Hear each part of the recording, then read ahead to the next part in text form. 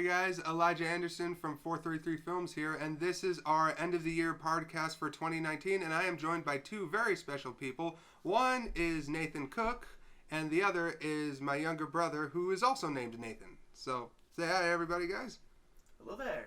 Hi, y'all. Alright, so what we're going to be doing right now is we're just going to be discussing, 2019 in film. Movies we saw, some we liked, some we didn't like, and stuff we're excited for the year of 2020. And so I thought we'd break the ice with how we all felt about Rise of Skywalker, because we all just got out of Rise of Skywalker. So Nathan C., why don't you go first? Alright, so Star Wars, The Rise of Skywalker, the last of the Skywalker saga. And, it was a movie, things happened, there were things I liked about it, there were things I didn't like, but it strived very much to bring balance to the Force and try to leave everybody happy in the end. Right. And what do you guys thought?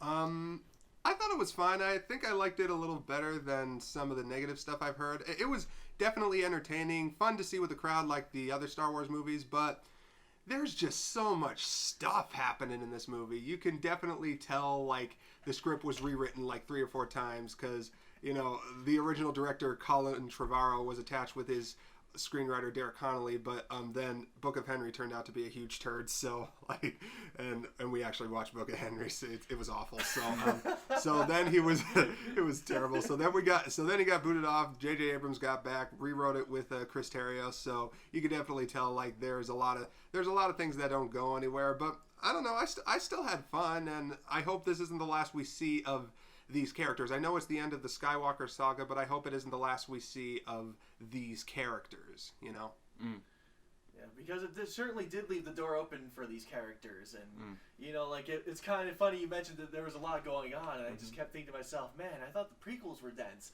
but this, there's not only so much stuff going on screen, but there's so much stuff that's being compressed within the first act of the movie. I kept on thinking, they should have just called this The Rush of Skywalker.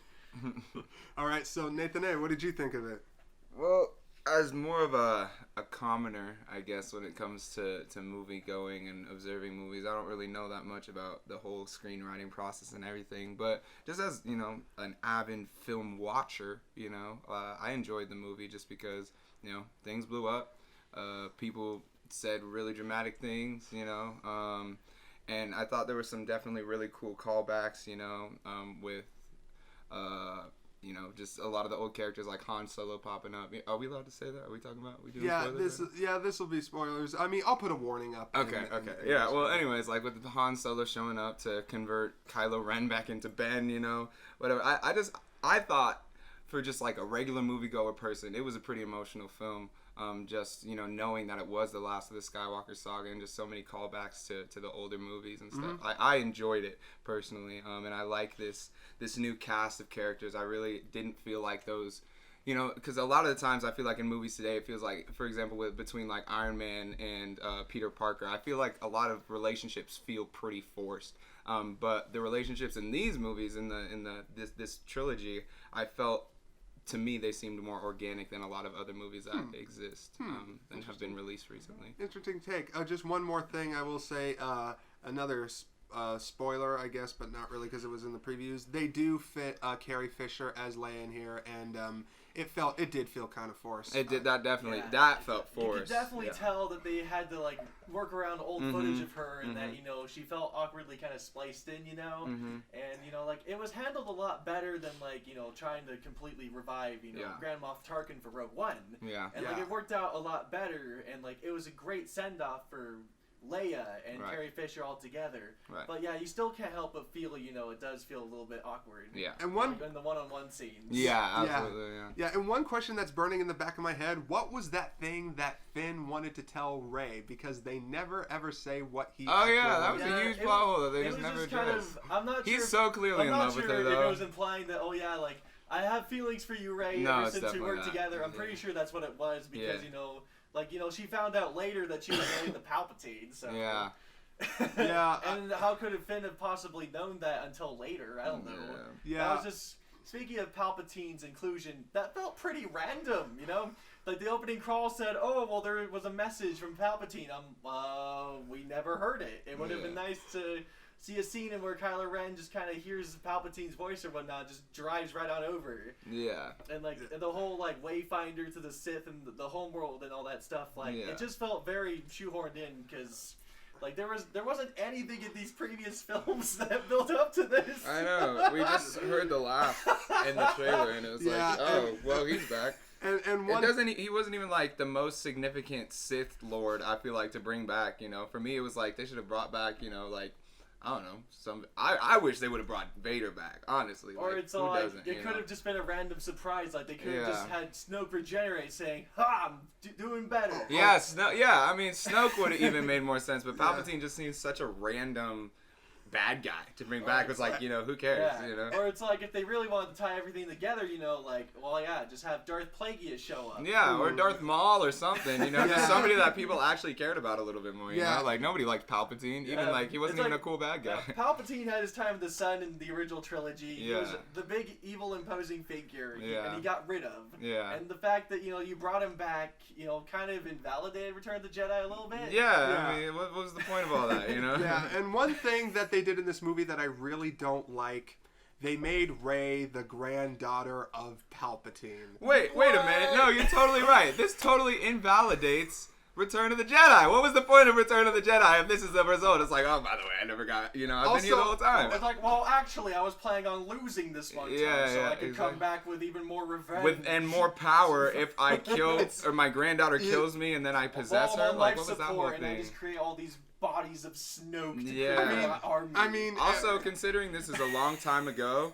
their medical care is pretty significantly better than ours. If they can keep that dude alive, that's good stuff. But the reason that it kind of pissed me off a little bit is because in one of the plot points in The Last Jedi that I loved is the reveal that Rey's parents were nobody, that she doesn't have any special lineage, but she's still. Oh yeah, but then they just negated that by being. But your granddad was General. Yeah, well, but your parents wanted to be nobody because they hated your grandpa. That feels like such a backtrack. Right. Your parents were nobody, but they kind of weren't because they were the kids of Palpatine. That was pretty obvious damage control for The Last Jedi. I mean, because it felt like they had to carry over things from The Last Jedi and the whole Force connection between Kylo Ren and Rey, like that was super cool. Yeah, I like that. That was one of the more praised points about the film, and they kept that going. Yeah. But then there were certain elements, like. With like Rey's parents being nobody and Holdo's maneuver, they're all like, yeah, this happened, but we're gonna rein it in a little bit. Nathan and I, our family watches a show called Frasier, and there was this line that really applied. You make a beeping noise when you back up like that. Yeah. Well, okay. So bottom line, Rise of Skywalker, a lot of fun. Does some things that I really don't like, but overall, I'd see it again, maybe just like on DVD or something if I had the other two with me. I think if I was a better Star Wars fan, I might have, I don't know, it might have made me appreciate it more, appreciate it less. I don't know. I like the Star Wars movies. I go and see them, but honestly, I don't watch them more than a time or two. Yeah. And I'm sorry to anybody who's listening is like, oh, that's a crime or whatever. I'm just, Well, here's the thing. It's just, the one thing I'll say before we get into our lowest of 3 of 2019, it is really not fun to talk about Star Wars anymore, because then you'll have that one fan who'll go on about like, Last Jedi ruined my childhood, it's so terrible, yeah, like. It's just I so still weird, think though, Jar Jar because... Binks is the real Sith Lord. Yeah, if only. And then it's like I've grown up with the Star Wars movies. I've loved them, and they've helped cultivate my love for cinema. And then I more or less just kind of grew up beyond that. Like these movies are indeed timeless, and I grew up watching them, and I could just appreciate them for that reason. And like they still hold up to me, but I also know that I've been able to kind of move on past that. Right. It's not the end of the world if I didn't care for the Rise of Skywalker so much. Yeah. Because these movies will still be cherished for all time. Right, absolutely. And and it's somebody else's upbringing and could make somebody else fall in love with cinema. Yeah, and things exactly. Like that. Yeah. I mean, and there's moments, like I disagree with various people, who all love Star Wars, of course, but they have their own different takes of it and whatnot. But I mean, at the end of the day, it's still gonna hold up for me. And, absolutely. I mean, I'm open towards seeing the Rise of Skywalker again to see if I like it more, or I might not like it as much, like with the flaws being even more glaring.